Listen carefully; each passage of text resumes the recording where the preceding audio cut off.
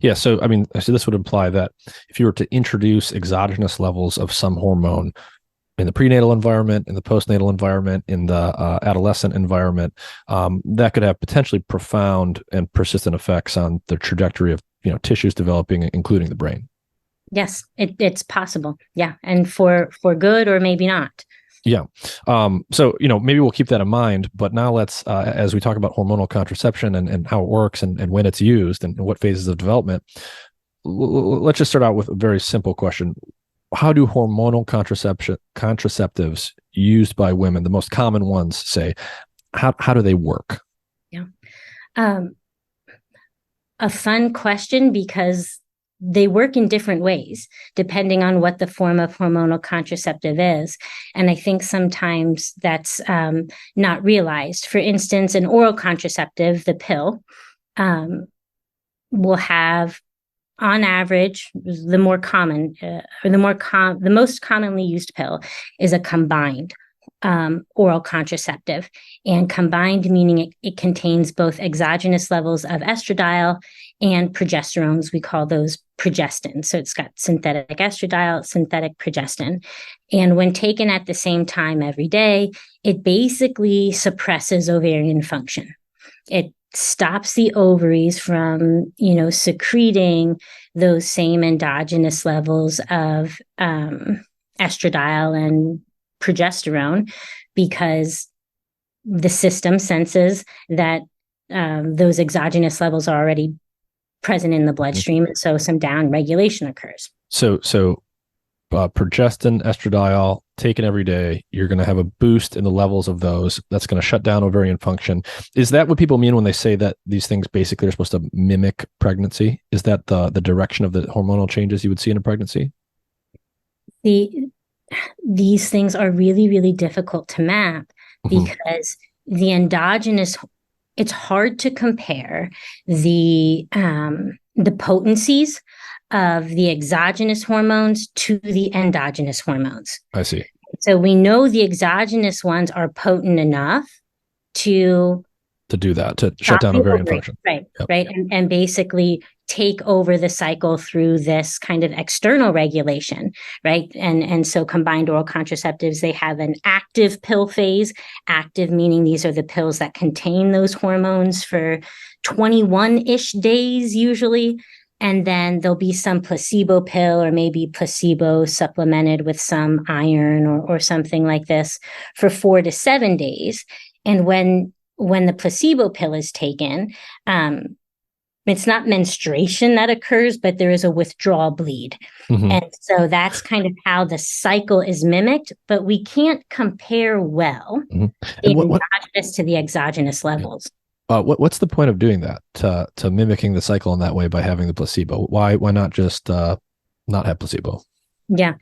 A lot of folks think that and don't take the placebo pills. And so they'll just stack up their active pills so that they don't bleed. And that has a lot of life benefits for a lot of folks. It's convenient not to have to deal with that. It's convenient, yeah. And it's more comfortable. Some of the thought is that it really had to do with some of the marketing. Right. This idea that it's mimicking a natural cycle, that folks will know they're not pregnant if they're bleeding. I see. That provides some assurances. But there's no sort of deeper medical biological reason there. Some folks might also argue that it's good to have a break from those exogenous hormones. But that's also interesting, because if it's good to have a break, that brings up some other questions. Right. And I don't necessarily think that's well supported, because in other forms of hormonal contraception, like the intrauterine device, for instance, there's no break. So intrauterine device, there's an arm implant, there's other what are called LARCs, or long acting reversible contraceptives. And so in things like that, including the IUD, the IUD does not contain a synthetic estradiol. It's progestin only. And its mechanistic action isn't necessarily ovarian hormone or ovarian function suppression, but changes to local morphology.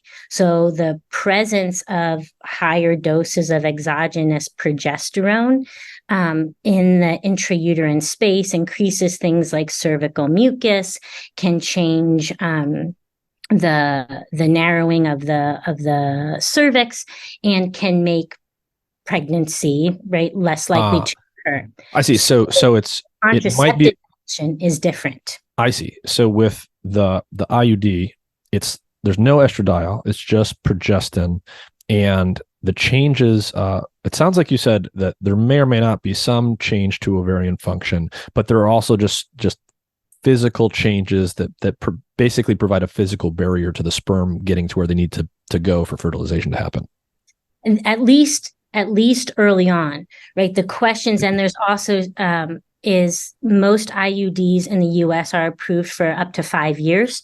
So after insertion, right, they're long acting, they can stay in place for up to 5 years. And then there might be some changes to ovarian function. There's also like endometrial thinning, and right, many folks using IUDs end up stopping having a period, but they might not necessarily, because ovulation could still be occurring. Mm-hmm. So we've got multiple forms of contraception here for women. Right. You've got oral hormonal contraceptives. You've got things like IUDs. A natural question is why a woman would choose one or the other. And I think that's tied to the question of why a woman might want to discontinue the use of one of these forms of contraception. So let's just say you're a hypothetical woman. You want contraception, hormonal contraception of some kind. Which form are statistically you most likely to get first? And what are the odds that's going to work as intended without unwanted side effects? And if it does have side effects, what are those side effects likely to be? Yeah. It's such a loaded question, because there's lots of different reasons folks might want to use hormonal contraception. And I think it's also important to acknowledge that there's a lot of folks who use hormonal contraception who don't identify as women as well. So it's really a reproductive health measure. And which form is a good form can depend on the reason for use. Let's say it's a woman who is reproductively viable and wants to be sexually active, but does not want to get pregnant.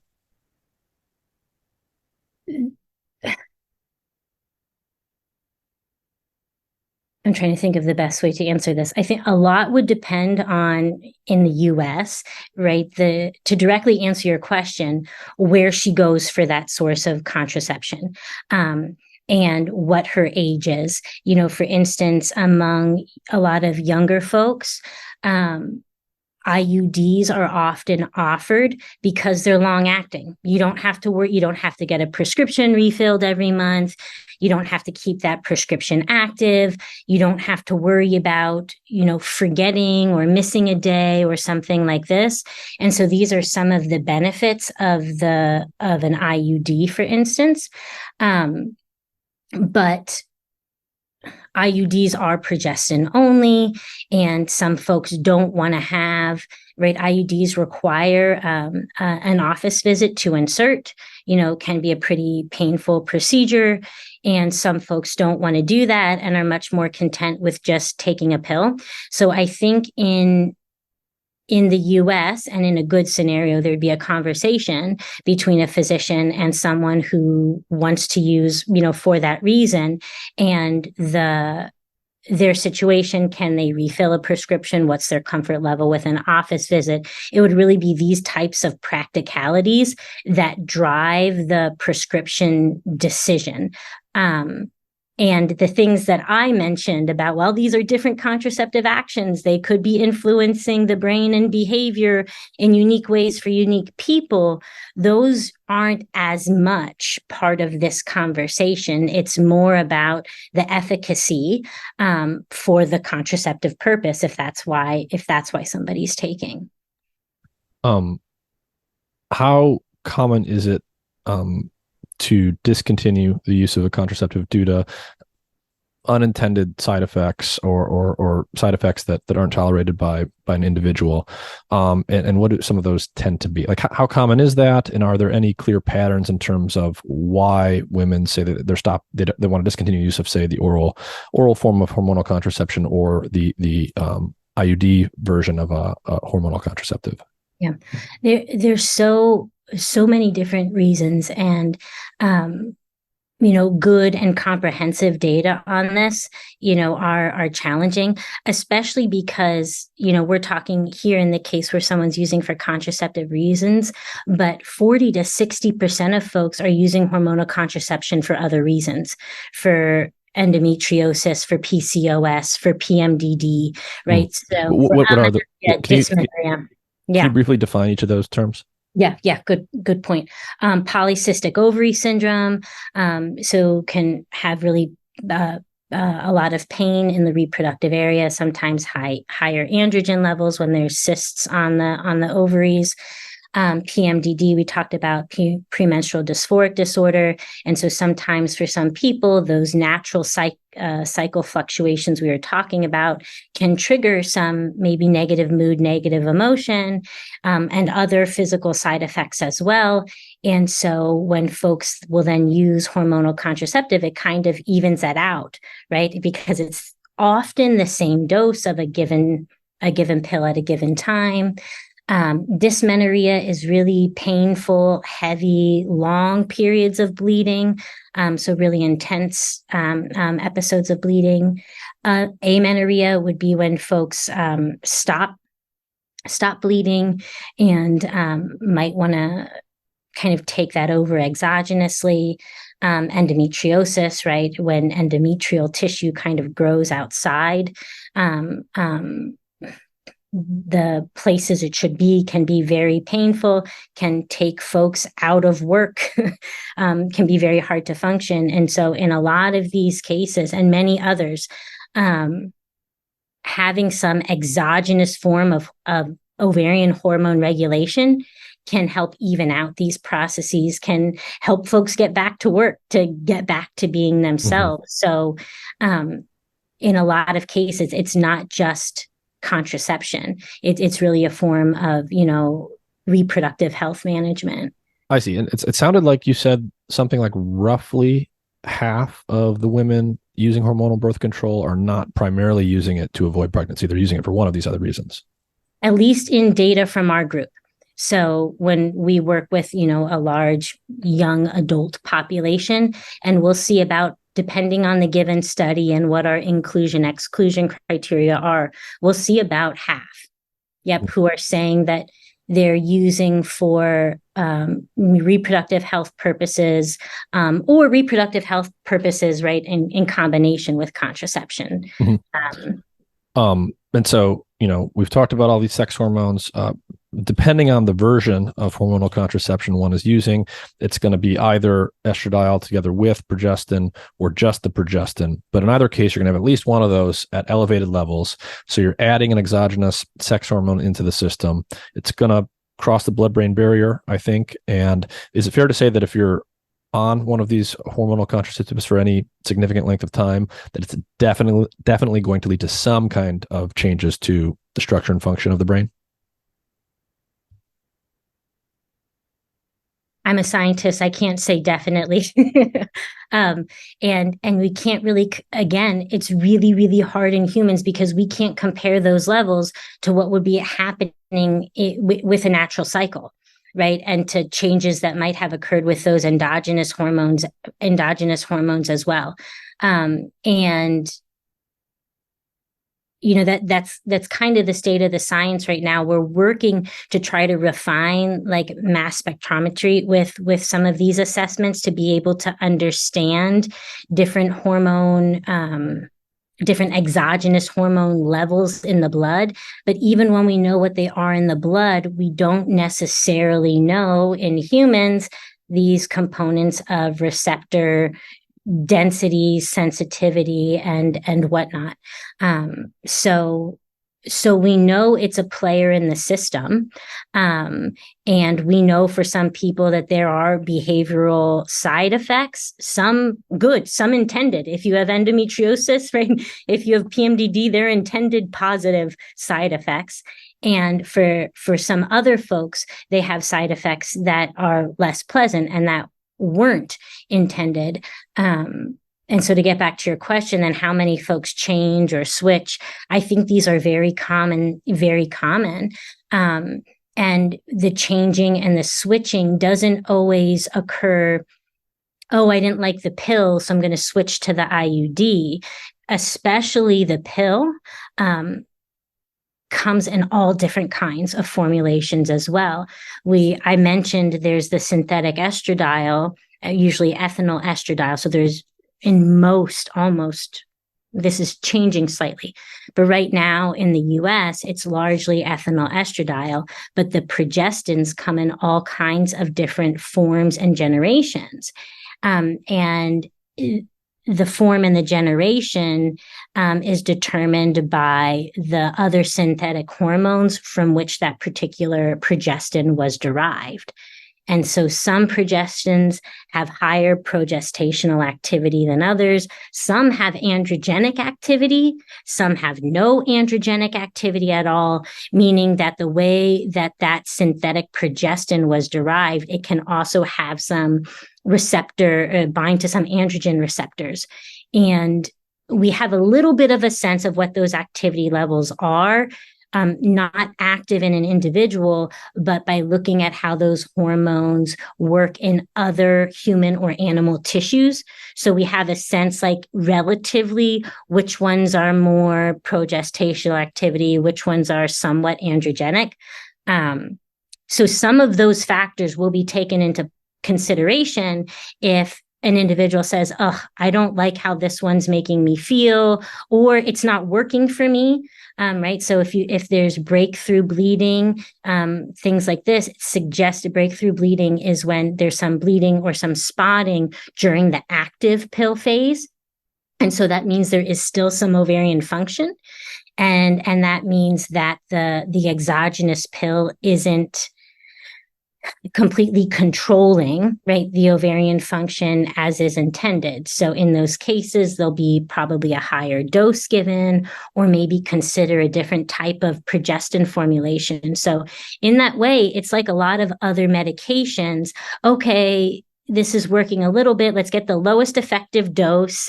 And if it's not working for you, either due to physiological or emotional side effects,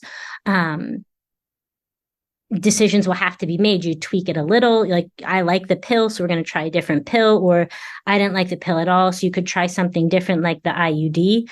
And there's a lot of other options too we didn't talk about, right? Patches, shots, arm implants. What are some of the more common like side effects or risks with the more common hormonal versions of birth control? The one that I hear about the most often that I can sort of remember from commercials and stuff is blood clotting and blood issues. Is that in fact a common one? And are there any others?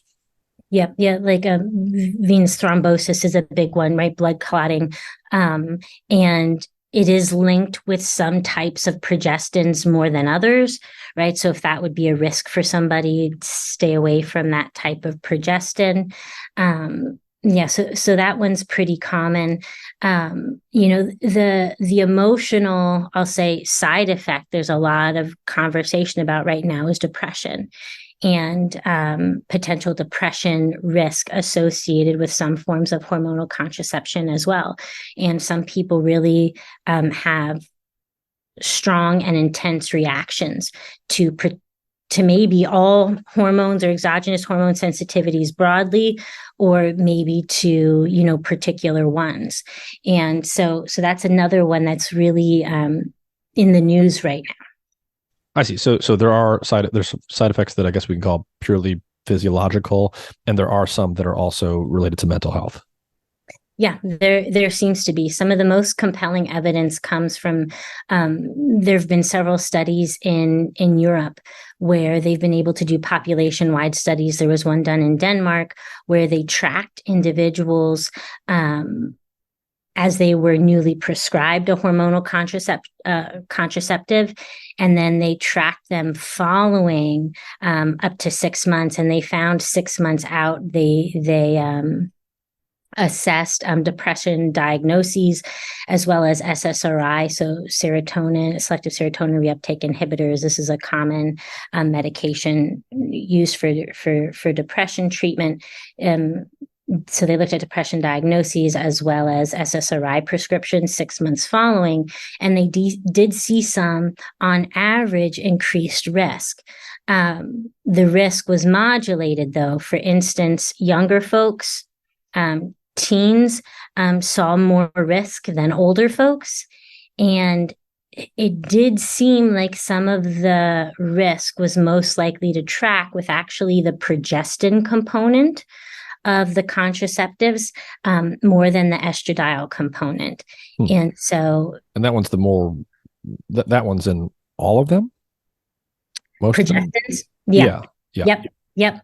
But the generation really seems to matter. So what type of progestin really seems to matter.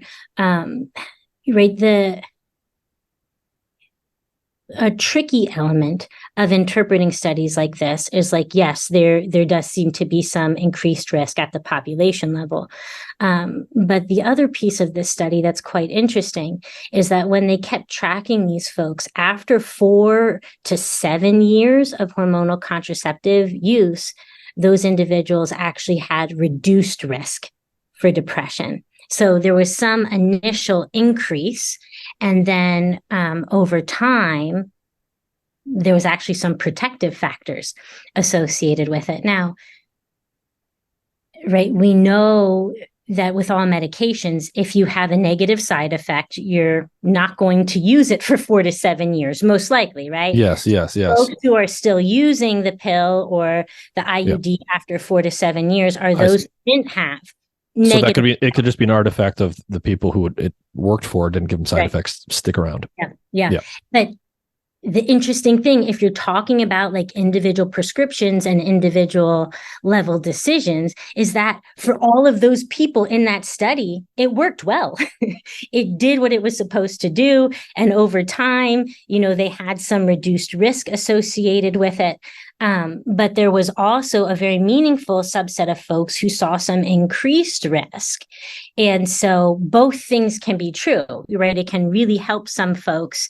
And at least in the short term, it can really, pose some risk for others. And, where I think this all falls down is only an individual can really know, okay, why do I want to use this medication? And do those potential risks outweigh what I'm seeing as the potential benefits? And that has to be an individual level decision and an informed one, which is why we do the work we do in my group, to try to help provide that information so folks can make the choice that's right for them. I want to ask you more about any sort of concerns or extra concerns one might have around when you start using hormonal contraceptives. In particular, starting to use them very, very early, right after the onset of puberty, say, versus waiting until full adulthood. Given everything that we talked about, sensitive periods of development, some of these persistent changes that can be triggered and then outlast the spike in hormone levels. Thinking about things like that, is there any extra concern about younger women who haven't maybe finished fully maturing and developing yet, starting hormonal contraception too early? Mm-hmm. So when it comes to puberty, I'll start there. We were talking about earlier, there's the growth axis, the adrenarche and gonadarche, and how menarche, the first menstruation, first period, was part of gonadarche, or the maturation of the ovaries. Interestingly, and I don't know if folks always widely realize this, but menarche occurs very late in puberty.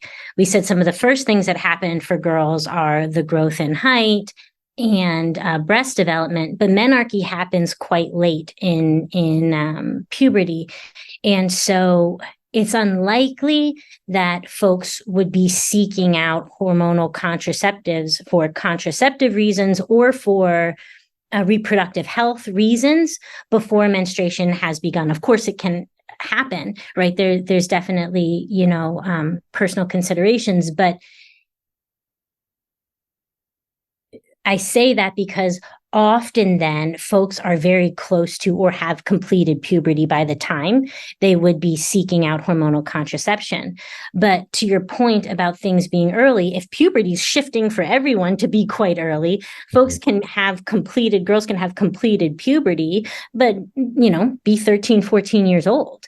Even younger than that, and looking into hormonal contraceptives. And, from a brain development perspective, right, we know brains continue to develop into early 20s. So that's a consideration. And a lot of the literature out there right now on potential depression risk, for instance, there really does seem to be an age factor. I mentioned the one study from Denmark that, found heightened risk for younger folks. There's other data that shows something similar, that the pattern really depends on age.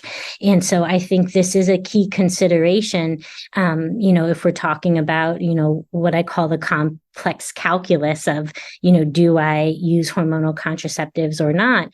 That has to be a consideration for younger folks. If you could think of 1.5 million reasons where the pros would outweigh the cons, or the potential risk in a given scenario. And you can think of some reasons where maybe that wouldn't be the case as well. But I think what we can do is, if there is a risk, be aware of it and put supports in place, right? If there is a risk, it doesn't necessarily mean don't use hormonal contraception. It means be aware of what the risk is and watch out for it, assess it, mitigate it through other means. If despite the risk, there still seems to be, a good reason or a choice for using that medication. Have there been any longitudinal studies looking at any links between hormonal birth control and psychiatric conditions? Longitudinal. So I mentioned the ones from the one in Denmark. There's been a similar one. There's been a couple coming out of Europe, and a lot of the results are consistent. There seems to be some elevated risk associated with age in many cases, and seem to be associated with that progestin component of contraception. In the US, we don't have as many of those longitudinal studies, and the ones we do have, they're not prospective. So even though they're longitudinal, they don't have information from folks before they use contraception, when they start, and then following. So that means we can't really rule out selection criteria, right? In who chose to use and why, and who stopped using and why. So it's really hard to interpret some of those data and the perspective, what some of those studies from Europe that I mentioned that are perspective, that's where some of the most compelling information comes from. The challenge with it is that they're population level. So you see an increased effect broadly, but how does that translate to an individual? How does that play out in individual factors? Another thing that did come out of those studies that I should mention is that, maybe some risk associated with age. And if folks have a previous history of, mental health challenges or high hormone sensitivities, right, then they're also at an increased risk. So this is information to be aware of, so those folks, can consider it and what's the best choice for them.